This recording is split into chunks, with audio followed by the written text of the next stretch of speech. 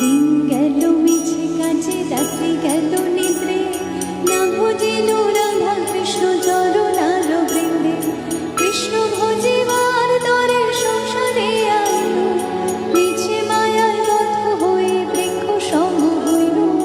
ধন রূপে পুত্র কন্যা ডাল ভাঙি পড়ে, কাল রূপে সংসারেতে পক্ষ বাসা করে।